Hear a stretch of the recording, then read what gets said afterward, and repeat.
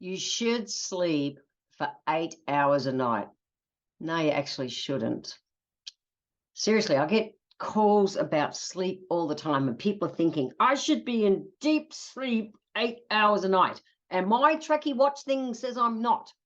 So I wanted to talk into sleep, deep sleep, and about these tracky things, okay? So I'm not going to break down everything about sleep in this episode. Go back to episode 1. I talk about burnout and sleep, and I really dig into sleep. And if you go to episode 13, I talk all about things like melatonin and sleep. So go and check out those episodes. I don't want to talk about, I'm not going to rehash that for you, okay? But how long should we sleep at night? So how long do we really want to be deep sleeping at night? So we know that deep sleep is crucial because it helps the body's kind of overall health and well-being, and it helps the body to restore. Okay, it aims our memory consolidation. It's like it does that defragging thing at night, and it's really important for helping us deal with emotions as well. So it's deep sleep is really important. Okay, and it's that day-to-day necessary repair kind of cycle for everything from hormones, especially things like cortisol and that, to come back into balance. So really important. Okay. Now, stress, worry, and overwork, and I've talked all about this in the past, is the thing that taxes our sleep in a big way, especially between like 2 and 4 a.m., because that's when our cortisol, the adrenals, are doing their recharging, which is a Chinese medicine thinking thing. So we want to be asleep and we want to have great restorative, recharging sleep, but you're not going to sleep deeply for 8 hours. It's not the way the body works. You know, we sleep in cycles of about 60 to 120 minutes. And every sleep cycle, we should be getting a bit of light sleep, a bit of deep sleep, a bit of REM sleep. And it's just kind of the way the body goes. It's a cycle. And in healthy adults, 13 to 23% of your sleep will be deep sleep. 13 to 23% of your sleep will be deep sleep within the natural cycles of the way that we sleep.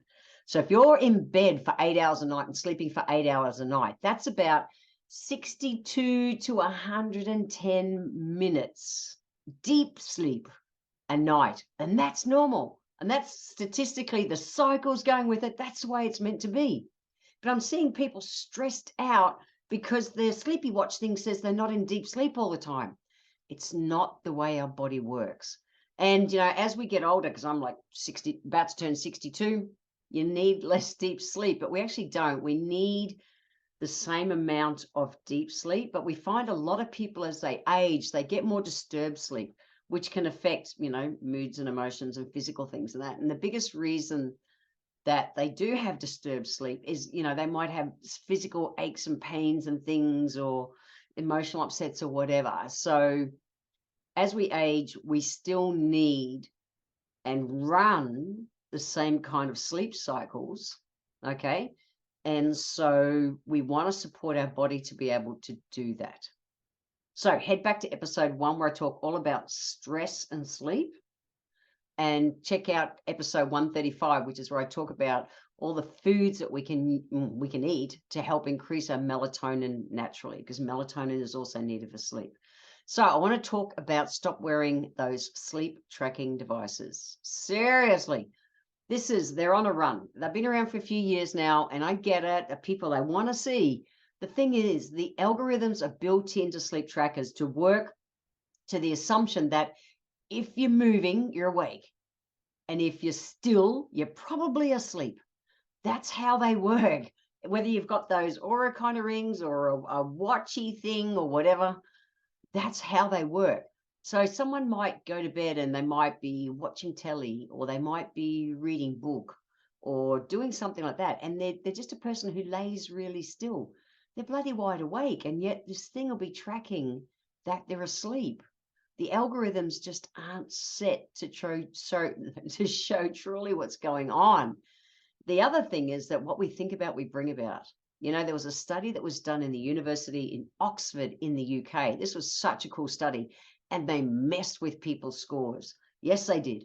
So they got people to wear, you know, like a control group and a true group. And what they did was they changed the results of a person's sleep and people who were given a fake negative or a fake positive. Seriously. And the ones who had a fake negative went, oh shit, I'm tired today. I'm cranky. I'm sleepy. And yep, me sleep watch, it said, yep, you had a crappy sleep last night. Where the people who were given fake positives went, oh, I've got all the energy in the world. I can take on everything. I feel amazing because I had a great sleep last night. See, my sleep tracky thing tells me.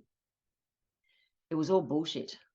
It was. And I'm really happy that these studies are being done because, what we think about, we bring about. I work with so many people with their sleep, and people are getting all these tracky things, and the stress and worry of them expecting to see how bad their sleep is, that alone manifests a crap sleep, let alone messing with their scores. So there's lots in it. The normal things: dark room, unplug from devices, eat well, more calcium and magnesium rich foods, take adaptogen herbs to balance your hormones at night. All those things help you sleep better. If you are using one of those tracky things, or watch one or a ring one or anything that's out there at the moment, the healthy life hack for this episode is to stop wearing it. I'm really serious. It's early days in this kind of thing's development. And I think even as technology gets more clever, it's still going to be what we think about, we bring about. And if you're worried about tracking crappy sleep, how crappy your sleep is, it's going to be crappy. That's just a reality. It's human nature. It's our nervous systems. It's all those things. If your sleep is crappy, please go back to episode 1 or episode 135 and check out some sleep enhancing tips to get your body back on track. That's it. Sleep is the most important thing we do all day. Time to get it on track.